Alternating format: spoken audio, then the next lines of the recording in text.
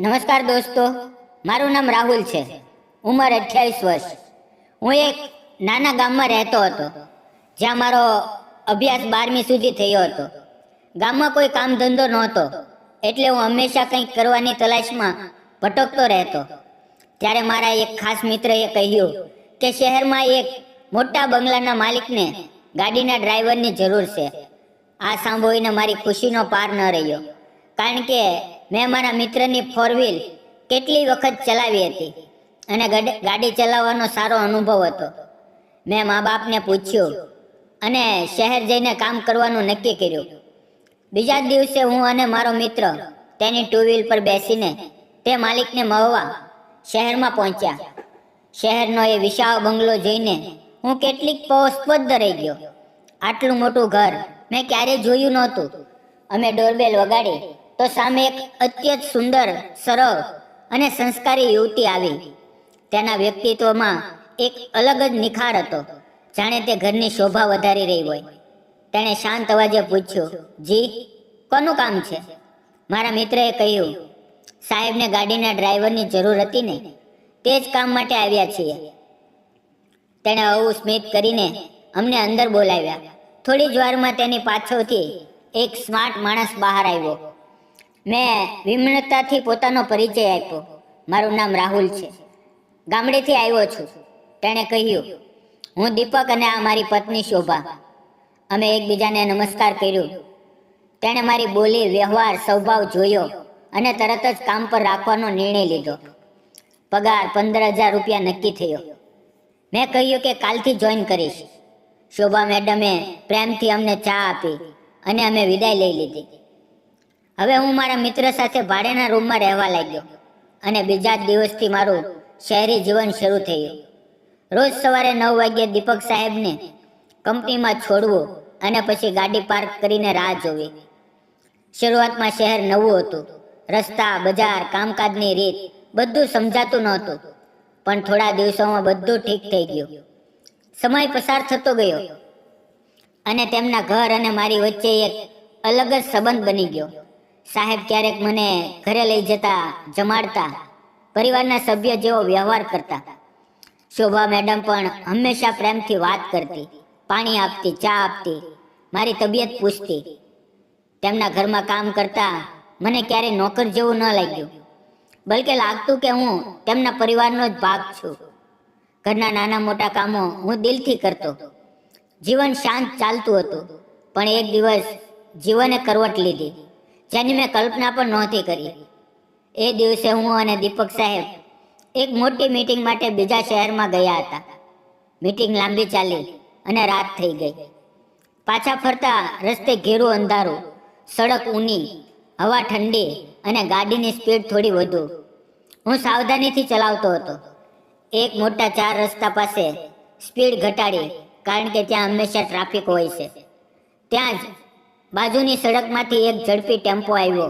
તેનો ડ્રાઈવર નિયંત્રણ ખોઈ બેઠો હતો. તેણે આગળ 2-3 ગાડીઓને ટક્કર મારી અને પછી બેકાબુ ટેમ્પો અમારી તરફ વધ્યો. પાછળથી પણ વાહનો આવતા હતા. વહવાની જગ્યા નહોતી. એક જ પળમાં બધું અસ્પષ્ટ થઈ ગયું. અંદર ડરનો ભયાનક સૈલાબ ઉભર્યો અને આગલી ક્ષણે ટેમ્પો અમારી કાર સાથે એટલી જોરદાર ટક્કર મારી કે જાણે આખું વિશ્વ હલી ગયું. મારું શરીર હવામાં ધક્કા ખાતું ઉછળવું અને પછી ગાઢ અંધારું. મને ફક્ત એટલું જ યાદ છે કે મારો હાથ અસહ્ય દુખાવાથી બળતો હતો.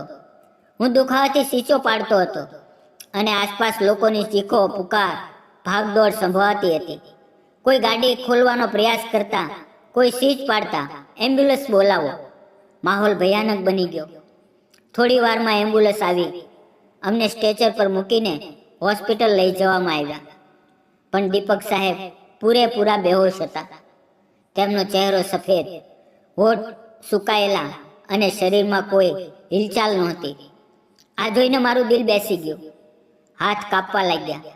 હોસ્પિટલ પહોંચીને મને બીજા વોર્ડમાં લઈ જવામાં આવ્યો. ડૉક્ટરે કહ્યું કે હાથમાં ફ્રેક્ચર અને પગમાં ઊંડી ઈજા છે. પણ મારા મનમાં ફક્ત એક જ પ્રશ્ન ઘૂમતો હતો, દીપક સાહેબ કેવા છે? હું ડૉક્ટરને લગભગ રડતા રડતા બોલ્યો, ડૉક્ટર, મારી સાથે જે સાહેબ આવ્યા તેમની શું હાલત છે? ડૉક્ટરે શાંત પણ ભારે અવાજે કહ્યું, તમારી સાથે આવેલા સાહેબનું અવસાન થઈ ગયું છે. એક ક્ષણે મારી શ્વાસ જાણે થંભી ગઈ. દિલ પર કોઈએ ઊંડો પ્રહાર કર્યો હોય એવો દુખાવો થયો. આંખો સામે અંધારું ઘેરાઈ ગયું અને એક પવે લાગ્યું કે મારું જીવન પણ ત્યાં સમાપ્ત થઈ ગયું. મેં પોતાના દુખાવાને અવગણ્યો અને કોઈ રીતે લખડતા હોસ્પિટલની બહાર આવ્યો. ત્યાંની અફરાતફરીમાં મને શોભા મેડમ દેખાય. તેઓ ફૂટી ફૂટી કરીને રડતા હતા. આંખોમાં નિરાશા અને તેના મા બાપ તેને સંભાળવાનો પ્રયાસ કરતા હતા. તેમની નજર મારી તરફ ઉઠી. ત્યારે મને લાગ્યું કે તેઓ મને દોષ નથી આપતા, પણ તેમની આંખોમાં હજારો તૂટેલા પ્રશ્નો તરતા હતા. હું અપરાધી ભાવથી એટલો દબાઈ ગયો કે શ્વાસ લેવો પણ મુશ્કેલ થઈ ગયો. પછી દીપક સાહેબનું શબ ઘરે લાવવામાં આવ્યું. આગલા દિવસે અંતિમ સંસ્કાર થયો અને એ દિવસ તે પૂરા પરિવાર માટે કાળો દિવસ બની ગયો. પણ હું પોતાને કોઈ રીતે માફ ન કરી શક્યો. હાથના ફ્રેક્ચર અને પગની ઈજાને કારણે મિત્રો મને ગામમાં લઈ જઈને રાખ્યો અને હું દરરોજ પોતાને પૂછતો રહ્યો, જો અમે તે મિટિંગમાં ન જાત, જો મેં ગાડીની સ્પીડ થોડી વધુ ઘટાડી હોત તો કદાચ સાહેબ આજે જીવિત હોત. પણ માણસ કેટલું પણ વિચારે, નસીબમાં જે લખાયેલું હોય તે કોઈ બદલી શકે નહીં. આ કડવું સત્ય છે.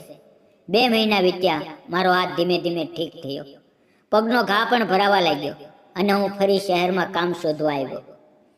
ઘણા દિવસ પછી પણ કંઈ મળ્યું નહીં.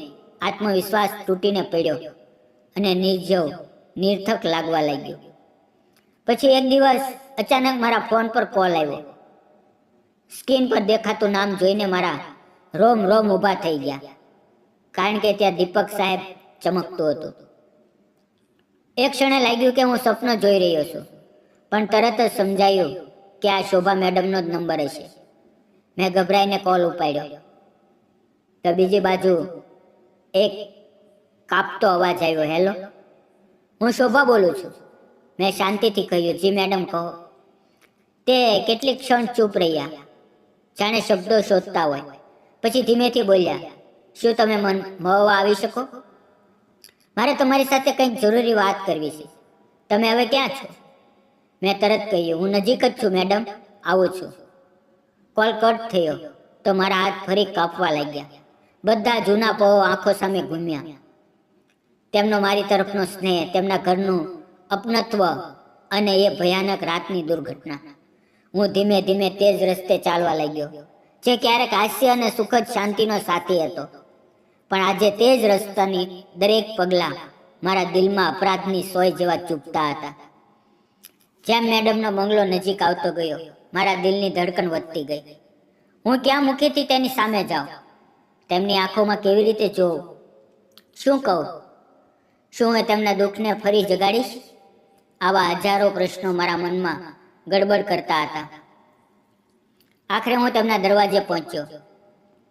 બેલ દબાવવા હાથ આગળ કર્યો તો કાપ્યો, પણ હિંમત કરીને દબાવી. દરવાજો ખુલ્યો અને શોભા મેડમ સામે ઊભી હતી. તેઓ પહેલા જેવી સુંદર હતી, પણ ચહેરાનું તેજ ગાયબ હતું. આંખોમાં એક અજીબ ખાલીપણું, માથા પર સિંદૂર નહોતું અને ચહેરા પર એક ગાઢ વર્ષો જૂનું દુઃખ સ્પષ્ટ દેખાતું હતું. તેમણે શાંત પણ થાકેલી અવાજમાં કહ્યું, અંદર આવો. હું સોફા પર બેસવા તૈયાર થયો ત્યારે તેમણે હવેથી પૂછ્યું, શું લેશો, ગરમ કે ઠંડુ? મેં ધીમેથી કહ્યું, કંઈ નહીં મેડમ. પણ તેમણે હવમું સ્મિત કરીને કહ્યું, એવું કેવી રીતે? આટલા દિવસો પછી આવ્યા છો, કંઈક તો લેવું પડશે. તેઓ રસોડામાં ગયા અને ઠંડુ પાણી લઈને આવ્યા. એક ગ્લાસ મારી સામે મૂક્યો અને એક પોતાની સામે. આખા ઘરમાં એક ભારે સન્નાટો ફેલાયેલો હતો. ઘડિયાળની ટીક ટીક પણ જાણે દિલમાં ચૂપતી લાગતી હતી. મેં ધીમેથી પૂછ્યું, મેડમ, તમારી તબિયત કેવી છે? તમે ખૂબ દુબળા થઈ ગયા છો. ચહેરો પણ ઉતરી આવ્યો છે. તેમની આંખોમાં હવે ભીનાશ આવી ગઈ અને તૂટેલા અવાજમાં બોલ્યા, હા, પતિના જવાથી મન કોઈ વસ્તુમાં નથી લાગતું. ક્યારેક તો જીવવાની ઈચ્છા પણ નથી થતી. કેટલાક દિવસ મા બાપુ પાસે રહી, તેમણે સહારો આપ્યો, પણ માણસ કેટલા દિવસ સુધી કોઈનો બોજ બની શકે? અને હું જો રોજ તેમની સામે દુઃખ લઈને બેસી રહું તો તેઓ પણ બેચેન થઈ જાય. એટલે હું પાછી શહેર આવી. હવે સાસરિયામાં જ રહું છું. 2 મહિના પહેલા મેં એક નાનકડી કપડાની ફેક્ટરી શરૂ કરી છે, મારી પોતાની. હવે ધીમે ધીમે ઠીક ચાલી રહી છે. 10-11 કામદારો છે. ઓર્ડર પણ આવવા લાગ્યા છે. આ સાંભળીને મારા ચહેરા પર સાચી ખુશી આવી અને હું દિલથી બોલ્યો, વાહ મેડમ, આ તો ખૂબ સારી વાત છે. સાચે જ ખૂબ ખૂબ અભિનંદન. તેઓ કેટલાક મહિના પછી હળવું સ્મિત કર્યા અને બોલ્યા, થેન્ક યુ. કેટલીક ક્ષણો પછી તેઓ બોલ્યા, અસલમાં મારે તમારી પાસેથી એક કામ હતું. મેં તરત વિનમ્રતાથી પૂછ્યું, કહો મેડમ. તેઓ કેટલીક સેકન્ડ મારી આંખોમાં જોઈ રહ્યા. તેમની નજરમાં આશા, થોડી ઝીઝક અને અંદરથી એક ગાઢ એકલતા ઝળકતી હતી. પછી ધીમા પણ સ્પષ્ટ અવાજે પૂછ્યું, તમે હવે ક્યાં કામ કરો છો? મેં સાચું કહ્યું, હજુ ક્યાંય કામ નથી મળ્યું મેડમ. માલિકના એક્સિડન્ટ પછી કેટલાક દિવસ ગામમાં જતો, પણ ત્યાં મન ન લાગ્યું. દરેક પળે એ ભયાનક રાત મારા મગજમાં ઘૂમતી રહેતી. કેટલાક દિવસ પહેલા જ શહેરમાં પાછો આવ્યો છું અને કામ શોધું છું, પણ હજુ સુધી નસીબે સાથ ન આપ્યો. મારી વાત સાંભળીને શોભા મેડમની આંખોમાં એક ચમક દેખાય. તે શાંત પણ વિશ્વાસથી ભરેલા અવાજે કહ્યું, ઠીક થયું, કારણ કે મને તમારા જેવા ગુણી, ઈમાનદાર અને વિશ્વાસુ ડ્રાઈવરની જરૂર છે. એવો કોઈ જે ફક્ત કામ નહીં પણ મારા ઘર અને કંપની બંનેની દિલથી કાળજી રાખે. મારી ફેક્ટરી અહીંયાથી 10-12 કિલોમીટર દૂર છે. રોજ જવું પડે છે, પણ મને કાર ચલાવવાનું નથી આવડતું. શું તમે આ જવાબદારી નિભાવી શકશો? હું તો કામ માટે તરસતો હતો, એટલે એક પણ વિચાર કર્યા વગર તરત માથું હલાવ્યું. તેઓ બોલ્યા, ઠીક છે. તમે કેટલો પગાર લેશો? વિનમ્રતાથી કહ્યું, જેટલો પહેલા મળતો હતો તેટલો જ આપજો મેડમ, મને વધુ આશા નથી. તેઓ કેટલીક પળ મારી તરફ જોતા રહ્યા. તેમની નજરમાં અપનત્વ, વિશ્વાસ અને જાણે કોઈ જૂનો સહારો ફરી મળ્યો હોય એવું સુકૂન ઝળકતું હતું. પછી તેઓએ હવે આત્મીય સ્મિત સાથે કહ્યું, ઠીક છે, હું તમને 15,000 આપીશ. કાલથી આવી જજો. સવારે 9 વાગ્યે તૈયાર રહેજો. મેં ફક્ત માથું હલાવ્યું અને પણ દરવાજા પાસે પહોંચીને ઊભો રહ્યો અને એકવાર પાછું વળીને જોયું. તેઓ શાંત મુદ્રામાં ત્યાં જ ઊભા હતા, જાણે બોલ્યા વગર જ મને મનથી આશીર્વાદ આપતા હોય.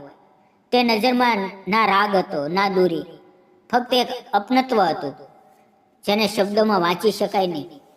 એ રાતે હું એટલો ખુશ હતો કે ઊંઘ આંખોમાંથી દૂર હતી. દિલમાં એક અજીબ હલચલ હતી, જાણે લાંબા સમય પછી કોઈએ મને વિશ્વાસ આપ્યો હોય, કોઈએ મને ફરી ઊભા થવાનો મોકો આપ્યો હોય. જાણે જીવને ફરી મારા ખંભા પર હાથ મૂકીને કહ્યું હોય, ઊભો થા, હું હજુ સમાપ્ત નથી થયો. સવારે વહેલા ઉઠ્યો, નાહ્યો, સ્વચ્છ કપડાં પહેર્યા. મારી 2 વ્હીલર જૂની હતી, ચાલે તો ખડખડ કરતી, પણ આજે તે અવાજ પણ સંગીત જેવી લાગતી હતી. હું મેડમના બંગલે પહોંચ્યો. બેલ વગાડી. દરવાજો ખુલ્યો તો એક પળે હું સ્તબ્ધ રહી ગયો. તેઓ હવે પણ અત્યંત આકર્ષક સાડી પહેરી હતી. ખુલ્લા વાળ, હળવો મેકઅપ, હોઠ પર ગુલાબી લિપસ્ટિક. તેઓ ઉગતા પૂર્ણ ચંદ્ર જેવી લાગતી હતી, જેની ચમક ખોવાઈ નથી, બલકે અંદર છુપાવી લેવાય છે. તેમણે મને જોઈને મલકાઈને પૂછ્યું, શું થયું? આવી રીતે કેમ જોઈ રહ્યા છો? મેં તરત સંભાળીને કહ્યું, કંઈ નહીં મેડમ. તેઓ અંદર ગયા, પર્સ ઉઠાવ્યો અને બોલ્યા, ચાલો નીકળીએ. મેં કાર સ્ટાર્ટ કરી. તેઓ પાછળની સીટ પર બેસ્યા અને ગાડી સડક પર આગળ વધવા લાગી. રીયર વ્યૂ મિરરમાં તેઓ દેખાતા હતા, શાંત, સ્થિર, પણ અંદરથી હજી તૂટેલા. તેમની આંખોમાં દુઃખના ધુમાડાની વચ્ચે પણ એક અજીબ તેજ હતું. પૂરા રસ્તે તેઓ મને રસ્તો સમજાવતા રહ્યા અને અમે તેમની મહેનતથી ઊભી કરેલી ફેક્ટરીએ પહોંચ્યા. તેમણે મને દરેક વિભાગ બતાવ્યો, દરેક જગ્યાએ તેમની મહેનત અને કાળજી સ્પષ્ટ દેખાતી હતી. તેમણે કામદારો સાથે મારો પરિચય કરાવ્યો. કામ સમજાવ્યા પછી હું બહાર બેઠો અને તેઓ પોતાના કેબિનમાં જઈને ઓર્ડર, ડિઝાઇન અને એકાઉન્ટ્સમાં વ્યસ્ત થઈ ગયા. દિવસભર જો તેમને કંઈ જોઈતું, ફાઇલ, પાણી, રિપોર્ટ, મશીનવાળાઓને બોલાવવું કે ક્યાં ડિલિવરી માટે જવું, તો તેઓ ધીમેથી મને કોલ કે મેસેજ કરતા અને હું તરત ઊભો થઈને કામ કરી દેતો. સાંજે હું તેમને ઘરે છોડતો, પછી પોતાની ટુ વ્હીલર પર નાના રૂમમાં પાછો આવીને ખાવાનું ખાઈને થાકીને સૂઈ જતો. આ રીતે દિવસો પસાર થવા લાગ્યા. હું તેમની ઓફિસમાં લઈ જાઉં, દિવસભર તેમની જરૂરિયાતોની કાળજી રાખું, પછી તેમને ઘરે છોડું. આ દરેક નાના મોટા પળોમાં અમારી વચ્ચે એક અત્યંત સૂક્ષ્મ, ગાઢ અને બોલ્યા વગરનું બંધન બન્યું. અને આમ જ પહેલો મહિનો પૂરો થઈ ગયો. ખબર જ ન પડી. શનિવાર હતો, ઓફિસની છુટ્ટી. આજે મેડમને ક્યાંય લઈ જવાનું નહોતું. હું તેમને ઘરે છોડીને પોતાના રૂમમાં આવી ગયો. પણ રાત્રે અચાનક તેનો ફોન આવ્યો. તેઓ બોલ્યા, અરે, તમારો પગાર આપવાનું રહી ગયો, કાલ સવારે આવીને લઈ જજો. મેં કહ્યું, ઠીક છે મેડમ, હું સવારે આવી જઈશ. બીજે દિવસે હું સારી રીતે તૈયાર થઈને તેમના ઘરે ગયો. તેમણે દરવાજો ખોલ્યો અને સ્નેહ સાથે કહ્યું, આવો બેસો. તે રસોડામાં ગયા, ગરમ ચા લઈને આવ્યા. પછી પોતાના નાના પર્સમાંથી નોટોનું બંડલ કાઢ્યું, ગણીને મારા હાથ પર મૂક્યું. એક ક્ષણે તેમની કોમળ આંગળીઓ હળવો સ્પર્શ મારા હાથને અડ્યો. એ સ્પર્શ એટલો નરમ, હળવો પણ અંદર સુધી સરસરાટ પેદા કરનારો હતો કે એક પળમાં જાણે સમય થંભી ગયો. અમે બંને કેટલીક ક્ષણો એકબીજાને જોઈ જ રહ્યા.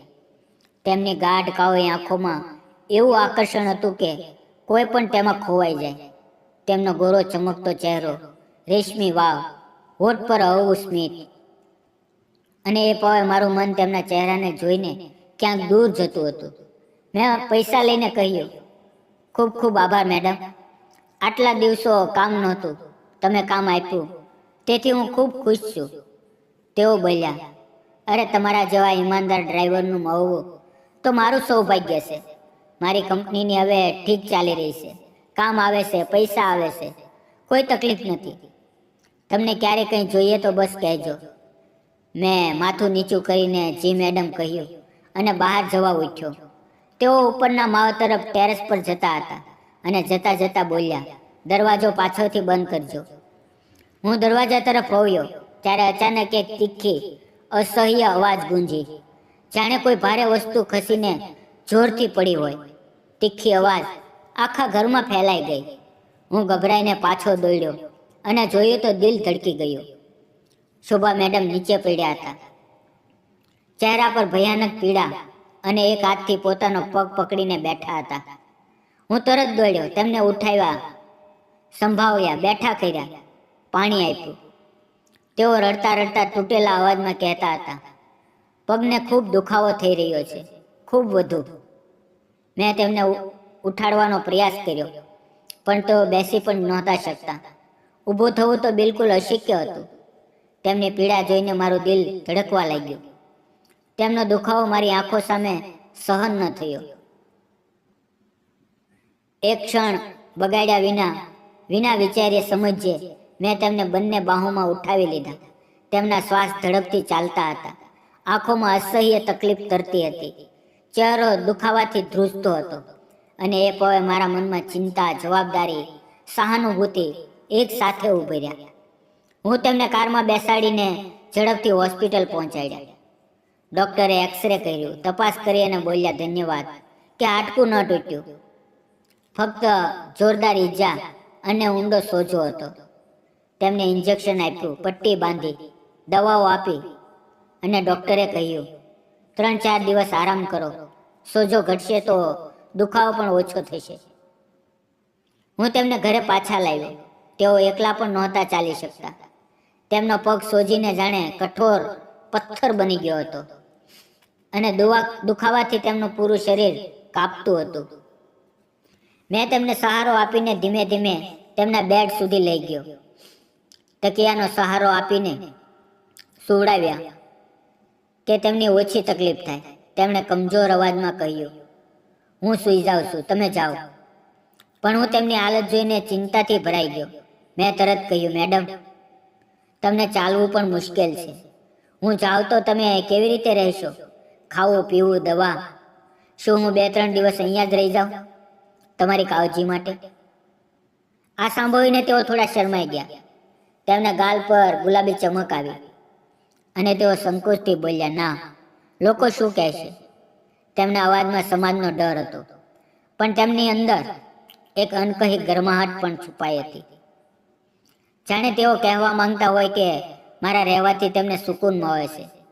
મેં શાંત પણ દ્રઢ અવાજે કહ્યું, લોકો જે કહે, પણ તમે એકલા છો અને આ હાલતમાં તો બિલકુલ એકલા ન રહેવું જોઈએ. તમારી કાળજી કરવી જરૂરી છે. મારી વાત સાંભળીને તેઓ એક પળ ચૂપ થઈ ગયા. કેટલીક સેકન્ડ તેઓ મારી આંખોમાં ફક્ત સ્થિર નજરે જોતા રહ્યા. તેમની નજરમાં કોઈ શક નહોતો, ફક્ત એક ગાઢ પવિત્ર વિશ્વાસ હતો જે માણસ કોઈ પોતાની પર જ કરી શકે. મેં ધીમેથી કહ્યું, મેડમ, તમે ચિંતા ન કરો, હું અહીં રહીશ. તો 2-3 દિવસ નહીં, જેટલા દિવસ તમારી જરૂર હોય. આ કહીને હું રસોડામાં ગયો અને ખીચડી બનાવવા લાગ્યો. હું ગામમાં રહેતો, પોતે ખીચડી બનાવતો હતો, એટલે સ્વાદ અને હાથ બંનેમાં સ્વસ્થતા હતી. થોડી વારમાં ગરમા ગરમ ખીચડીની સુગંધ ફેલાઈ ગઈ. મેં તેમના રૂમમાં જોયું તો તેઓ હવે ઊંઘમાં હતા. તેથી તેમને વિક્ષેપ ન કરીને હું હોલમાં ચૂપચાપ બેસી ગયો. થોડી વાર પછી હવે ખણખણાટ સંભળાય. તેઓ ઉઠીને ધીમેથી બોલ્યા, અરે, ખીચડી તમે બનાવી? રહેવા દો, હું કરી લઉં. એટલી વાત કહીને તેઓ ઉઠવાનો પ્રયાસ કર્યો અને તરત દુખાવો થયો. હું દોડીને તેની પાસે ગયો. ના મેડમ, બિલકુલ ન ઉઠો, બધું હું કરી લઈશ. તેમની આંખોમાં કૃતજ્ઞતાની ગાઢ ચમક હતી, જાણે મારી હાજરીએ તેમની એકલતાની દિવાલને થોડી તોડી દીધી હોય. હું પ્લેટ લઈને આવ્યો. તેમને તકિયાનો સહારો આપીને બેસાડ્યા અને પ્રેમથી ખીચડી ખવડાવી. તેઓ મારા ચહેરા તરફ એવી રીતે જોઈ રહ્યા હતા કે તેમની આંખો હજારો અનકા ભાવ વ્યક્ત કરતી હતી. જાણે કહેતા હોય કે તમે છો તો હું સુરક્ષિત છું, મને ડર નથી લાગતો. ખીચડી ખાધા પછી હું તેમને દવાઓ આપી અને તેઓ ફરી સૂઈ ગયા. હું હોલમાં બેસીને તેમના રૂમ તરફ જોઈ રહ્યો, જાણે મારું દિલ તેમની સાથે જ બંધાઈ ગયું હોય અને તેમના દરેક શ્વાસ પર મારું ધ્યાન ટકાવેલું હોય. બપોરે તેઓ ઉઠ્યા અને અમે હળવી ફૂલકી વાતો કરતા રહ્યા. તેમના અવાજમાં દુખાવો હતો, પણ તેમાં મારી તરફની એક નરમ અપનત્વ પણ ઝળકતું હતું. અચાનક તેઓ ભાવુક થઈને બોલ્યા, સાચે જ, જો તમે ન હોત તો આજે મારું શું થયું હોત, ખબર જ નથી. તેમની આંખોમાં આંસુ આવી ગયા. વિના વિચારીએ મેં તેમના આંસુ અંગૂઠાથી હળવા હાથે લૂછી દીધા. એ પળે અમારી વચ્ચેની દૂરી જાણે પીગળી ગઈ. હું મર્યાદાનું ધ્યાન રાખતો હતો, પણ તેમની આંખોમાં કોમળતા, વિશ્વાસ અને એક નરમ અનકહ્યું આકર્ષણ ઝળકતું હતું. સાંજે મેં ફરી ખીચડી બનાવી. અમે બંનેએ સાથે શાંતિથી ભોજન કર્યું અને તેમના પગના સોજો થોડો ઘટવા લાગ્યો. હું તે 2-3 દિવસ મેં તેમની દરેક જરૂરિયાતની કાળજી રાખી. ખીચડી બનાવું, પાણી આપવું, દવા આપવું, તેમને બાથરૂમ સુધી સહારો આપીને લઈ જાઉં. અને દરેક દિવસે તેમની આંખોની નરમાશ, તેમનો વિશ્વાસ અને તેમની નજરમાં મારી તરફનો છુપાયેલો સ્નેહ વધુ ગાઢ થતો ગયો. તે નજરમાં એક મમતા હતી, એક સુરક્ષાની ભાવના અને ક્યાંક એક મધુર આકર્ષણ પણ. 3-4 દિવસમાં તેઓ નોંધપાત્ર રીતે ઠીક થઈ ગયા અને ફરી અમારી રોજિંદગી દિનચર્યા શરૂ થઈ. હું તેમને ઓફિસમાં લઈ જાઉં, ત્યાં રહું, સાંજે ઘરે છોડું અને પોતાના રૂમે પાછો આવું. પણ તે દિવસોમાં અમારા દિલમાં જે ભાવના જન્મવી હતી તે અંત નહોતો આવતો. એક અનહદ ખેંચાણ, એક મોડ અને એક દોર જેવું, જે સમાજને અનુમતિ નથી પણ દિલ વારંવાર સ્વીકારી લે છે. પણ એક દિવસ એ અનહદ ખેંચાણ એક એવો વાહક લઈ ગઈ હું પોતાના મનમાં તે લાગણીને દબાવવાનો પ્રયાસ કરતો રહ્યો, કારણ કે તેઓ મારી માલકીન હતા, વિધવા હતા, મોટા ઘરના હતા અને હું ફક્ત એક સામાન્ય ડ્રાઈવર. પણ તેઓ મને જે રીતે જોવા લાગ્યા હતા, તેમની નજરમાં એક એવી ગરમાહટ હતી, એટલો ગાઢ વિશ્વાસ હતો અને કંઈક એવું જેને શબ્દોમાં સમેટવું એકદમ અશક્ય હતું, કંઈક જે સીધું હૃદયથી હૃદય સુધી પહોંચતું હતું. એક દિવસ કંપનીમાં કામ ખૂબ વધારે હતું અને અમે રાત્રે લગભગ 9 વાગ્યે ઘરે પહોંચ્યા. મેં તેમને કારમાંથી ઉતાર્યા, ચાવી આપી અને પોતાની 2 વ્હીલર પાસે જઈને સ્ટાર્ટ કરવાનો પ્રયાસ કરવા લાગી. પણ કેટલી પણ કોશિશ કરી, ગાડી ચાલુ જ નહોતી થતી. એન્જિન વારંવાર અવાજ કરીને બંધ થઈ જતું અને મારા કપાળ પર ચિંતાના કારણે પરસેવો વહી ગયો. તેઓ દરવાજે ઊભા ઊભા દૂરથી મને જોઈ રહ્યા હતા. તેમની આંખોમાં ચિંતા હતી. તેમણે પૂછ્યું, ગાડી ચાલુ નથી થતી? મેં સંકોચથી કહ્યું, ના, ખૂબ જૂની થઈ ગઈ છે, કદાચ કંઈક ખરાબી છે, બસ કોઈ રીતે પહોંચી જઈશ. તેઓ અવમું સ્મિત કર્યું, પણ તે સ્મિતમાં ચિંતા સ્પષ્ટ હતી.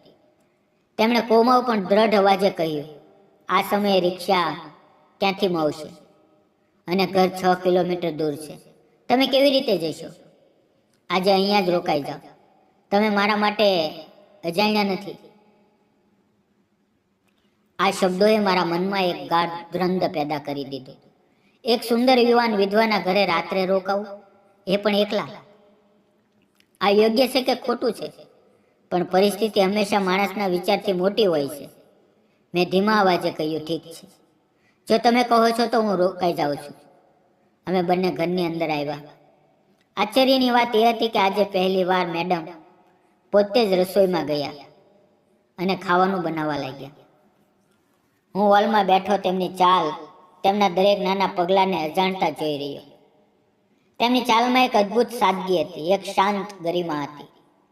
તેમના ચહેરા પર એક કોમળ પણ રહસ્યમય ચમક હતી, જાણે કોઈ દુઃખની પાછળ છુપાયેલી અનોખી સુંદરતા. થોડી જ વારમાં તેઓ પ્રેમથી ભોજન ટેબલ પર સજાવીને લાવ્યા. ખાવાની સુગંધ આખા ઘરમાં એક સુગંધ ગરમાહટ ફેલાવી રહી હતી. હું બેઠો અને જેવો પહેલો નિવાવો મોંમાં મૂક્યો, મારા મોંમાંથી નીકળી ગયો, મેડમ, તમારા હાથનું ખાવાનું કેટલું સ્વાદિષ્ટ છે. તેઓ થોડા શરમાઈ ગયા. તેમના ગાલ પર ગુલાબી લાલીમાં ઉભરી આવી અને તેણે કહ્યું, તમે પણ તો ખૂબ સારું ખાવાનું બનાવો છો. આ વાક્યમાં જે ભાવના, સ્નેહ અને કોમળતા છુપાયેલી હતી, તેનાથી મારા દિલમાં એક મધુર ગરમાહટ ભરાઈ ગઈ. અમે બંનેએ પૂરી શાંતિમાં પણ એક અજીબ નજીકી અનુભવવાનું ખાવાનું ખાધું. રાત ઘણી થઈ ગઈ હતી. તેઓ પોતાના બેડરૂમમાં ચાલ્યા ગયા અને હું ગેસ્ટ રૂમમાં. પણ મને ઊંઘ બિલકુલ નહોતી આવતી. તેમના ચહેરાની માસૂમ રેખાઓ, તેમની ગાઢ આંખો અને તેમની શાંત મુસ્કાન અને એની પાછળ છુપાયેલું દુઃખ, આ બધું મારી આંખો સામે વારંવાર ઘૂમતું હતું. લગભગ 12 વાગ્યે મને તરસ લાગી એટલે પાણી પીવા રસોડામાં ગયો. ત્યાં પ્રકાશ ઓછો હતો, હળવો અંધારું ફેલાયેલું હતું.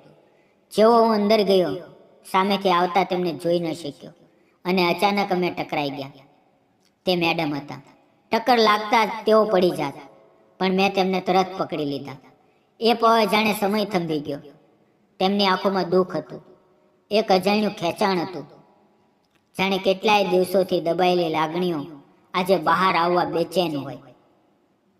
હું હોશમાં આવીને ધીમે ધીમે પાછો હટ્યો, પણ મારું દિલ હજી પણ ધડકતું હતું. પાણી પીવાનું ભૂલી ગયો અને ઝડપથી ગેસ્ટ રૂમ તરફ વળ્યો. દરવાજો બંધ કરવા જ જતો હતો કે પાછળથી હળવા પગલાંનો અવાજ આવ્યો. હું પલટ્યો તો મેડમ મારી ઠીક પાછળ ઊભા હતા. હળવા પ્રકાશમાં તેની આંખોમાં આંસુ ચમકી રહ્યા હતા. તેમના ચહેરા પર લાગણીઓનું તોફાન ઉમટી રહ્યું હતું અને તેમની નજરમાં એક ગાઢ, અનકહ્યું, બોલ્યા વગરનો પ્રેમ ઝળકી રહ્યો હતો. એવો પ્રેમ જે શબ્દોથી નહીં, સીધો દિલથી દિલ સુધી ટકરાય છે. કંઈ બોલ્યા વગર તેઓ મારી છાતી સાથે ચોંટી ગયા અને ફૂટ ફૂટ કરીને રડવા લાગ્યા. તેમના ગરમ આંસુ મારી શર્ટમાં રીઝી રહ્યા હતા. અને હું તેમને શાંત કરતો, સાંત્વન આપતો. કેટલીક વાર પછી તેઓ મારા આલિંગનથી થોડા અલગ થયા. તેમની આંખો હજી ભીની હતી. તેમનો અવાજ કાપતો હતો અને તેઓ તૂટેલા પણ અંત્ય સ્પષ્ટ અને સાચા અવાજે બોલ્યા, રાહુલ, રાહુલ, તું એટલો પ્રેમાળ છે. મેં કેટલાય દિવસથી તને જોયો છે. તારા જેવો સાચો, સંપૂર્ણ દિલવાળો માણસ મેં ક્યારેય જોયો નથી. તે કેટલાય દિવસ મારા ઘરે રહ્યો, મારી સંભાળ લીધી, દવાઓ આપી, મને ઉઠાવીને લઈ ગયો, મને સુકૂન આપ્યું, પણ ક્યારેય મારી તરફ ખોટી નજરે ન જોઈ. તારા આ સ્વભાવે મને તારી તરફ ખેંચી લીધી છે અને હવે તો મને તારાથી સાચો પ્રેમ થઈ ગયો છે. રાહુલ, એ શબ્દો સાંભળતા જ લાગ્યું કે મારા સીનામાં કોઈએ અચાનક જોરથી ધડકારી હોય. દિલની ધડકન ઝડપી થઈ ગઈ. શ્વાસ અટકવા લાગ્યો. હું કેટલીક ક્ષણો સુધી સ્તબ્ધ રહી ગયો. ન બોલી શક્યો, ન હલી શક્યો. જાણે મારા પગ નીચેથી જમીન જ ખસી ગઈ હોય. મારી આંખો અનિયંત્રિત રીતે ભીની થઈ ગઈ અને કપતા અવાજે હું ફક્ત એટલું જ બોલી, મેડમ, તમે એટલા સુંદર, એટલા યુવાન, એટલા આદરણીય, અને હું ફક્ત એક ડ્રાઈવર. આ કેવી રીતે શક્ય છે? લોકો શું કહેશે? પણ તેઓ તરત મારા બંને હાથ પોતાના હાથમાં લઈને દ્રઢ અવાજે બોલ્યા, લોકો શું કહે છે એની મને જરાય પરવા નથી. મારા જીવનમાં પહેલી વાર મને સાચો પ્રેમ મળ્યો છે અને એ તું છે. રાહુલ, હું વિધવા છું તો શું? એનો અર્થ એ નથી કે હું ફરી ક્યારે પ્રેમ ન કરી શકું, કે મારે ખુશ રહેવાનો અધિકાર ખતમ થઈ ગયો. મારું મન, મારી આત્મા બંને તને જ ઈચ્છે છે અને હું તારાથી સાચે જ ખૂબ ગાઢ પ્રેમ કરું છું. એ પળે તેમની આંખોમાં ચમકતી સત્યતા, તેમના કંપતા અવાજની ગહનતા, તેમની લાગણીઓની ગરમાહટ, આ બધું એટલું વાસ્તવિક અને સાચું હતું કે મારું દિલ તેમની સામે પીગળીને મીણ બની ગયું. મેં ધીમે ધીમે તેમના હાથ થામ્યા અને કહ્યું, મેડમ, તમારો પ્રેમ મારા માટે દુનિયાની સૌથી કિંમતી વસ્તુ છે. અને અમે એકબીજાની બાહોમાં સમાઈ ગયા. એ આલિંગનમાં એક ગાઢ સુરક્ષા, વિશ્વાસની ધડકન અને એક એવો સંબંધ હતો જે શબ્દોની સીમાથી ક્યાંય આગળ હતો. ધીમે ધીમે અમારો રિશ્તો વધુ મજબૂત થતો ગયો. દરરોજ અમારો પ્રેમ વધુ ગાઢ અને લાગણીઓથી ભરપૂર થતો ગયો. અમે સાથે કામ કરીએ, હસીએ, વાતો કરીએ અને એકબીજાની હાજરીમાં પૂર્ણતા અનુભવીએ. અમારી વચ્ચેનો આ પ્રેમ હવે એક સુંદર જીવનનો આકાર લઈ રહ્યો હતો. લગભગ 1 વર્ષ પછી, ઘણા વિચાર વિમર્શ અને અસંખ્ય ઈમાનદાર વાતો પછી અમે લગ્ન કરવાનો નિર્ણય લીધો. જ્યારે અમે આ વાત બંને પરિવારોને કહી તો આશ્ચર્યની વાત એ હતી કે બંનેએ ખુશી ખુશી હા પાડી. કોઈએ વિરોધ ન કર્યો, કોઈએ સવાલ ન ઉઠાવ્યો. બંને તરફથી આંખોમાં અમારા માટે આદર હતો, સ્વીકાર હતો અને દુઆઓ હતી. આજે અમે એક અત્યંત સુખી જીવન જીવી રહ્યા છીએ, એકબીજાનો હાથ થામીને, કદમોથી કદમ મિલાવીને. અને સૌથી મોટી ખુશી એ છે, તેઓ દરરોજ મલકે છે. તેમનો ચહેરો પહેલા કરતાં ક્યાંક વધુ ખીલી ગયો અને તેમને આવી ખુશી જોઈને મારું દિલ ગર્વ, પ્રેમ અને કૃતજ્ઞતાથી ભરાઈ જાય છે. દોસ્તો, તમે જ કહો, શું એક સ્ત્રી વિધવા થઈ જાય પછી તેનો પ્રેમ કરવો ખોટું છે? શું તેને નવો સહારો, નવો સાથી, નવું જીવન ન મળવું જોઈએ? પતિએ ખોઈ દેવું એ કોઈ ગુનો નથી અને ફરી પ્રેમ કરવો તો એકદમ ગુનો નથી. દરેક માણસને નવી શરૂઆતનો અધિકાર છે, ભલે તે સ્ત્રી હોય કે પુરુષ. સમાજને કોઈના જીવન પર પહેરો બેસાડવાનો હક નથી. તેને જીવવા દેવું જોઈએ, મુસ્કુરાવા દેવું જોઈએ અને પ્રેમ કરવા દેવું જોઈએ. દુનિયા બદલાય છે, પણ બદલવાની શરૂઆત આપણાથી જ થાય છે. જો તમને અમારી આ પ્રેમ કહાની પસંદ આવી હોય તો લાઈક કરજો, શેર કરજો અને ચેનલને સબસ્ક્રાઈબ કરી દેજો. આભાર મિત્રો, અને ખૂબ ખૂબ પ્રેમ. ફરી મળીએ એક નવી વાર્તામાં. જય શ્રી કૃષ્ણ.